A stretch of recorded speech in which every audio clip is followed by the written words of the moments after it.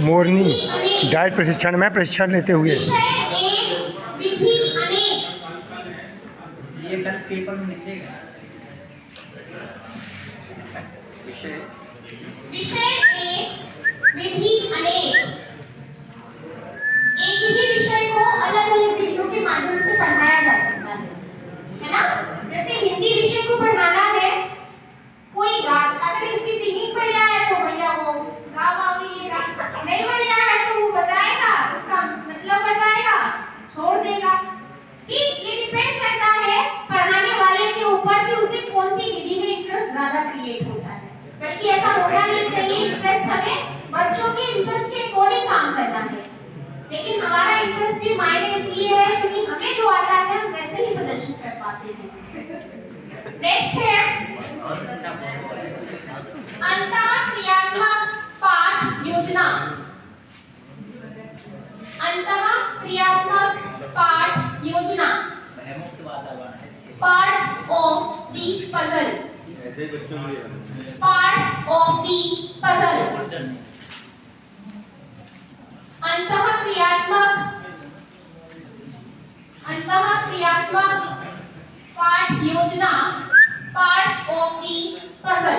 कोई बताएगा parts of the puzzle क्यों कहा गया है इसको? इंटरैक्टिव वाले को पार्ट्स ऑफ द पजल के बारे में कौन जानता है? पार्ट्स ऑफ द पजल,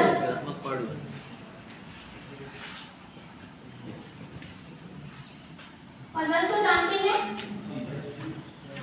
इसको टुकड़ों में परिवर्तित कर दीजिए। टुकड़ों से जैसे आप लोग न्यूज़पेपर में भी तो देखते हैं ना, जैसे मान लीजिए एक तरफ उसका फोटो है और उसकी तरफ दूसरी तरफ उसकी विशेषता लिखी हुई है, फिर हम कहते हैं कि ये इससे लिंक करेगा। तो बच्चे जैसे एक हैफाजत ट्रे में हमने डाल दिया और उसको हमने कहा इसकी क्वालिटी के बेस पे इसको लगाइए, इस पजल को पूरा सेट करिए। तो ये क्या है? इंटरैक्टिव पाठ योजना और पार्ट्स ऑफ द पजल।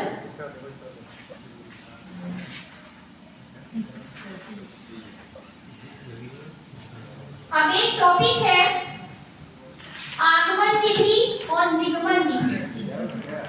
कोई जानता है? इंडक्टिव मेथड और डिडक्टिव मेथड क्या होती है? आगमन विधि।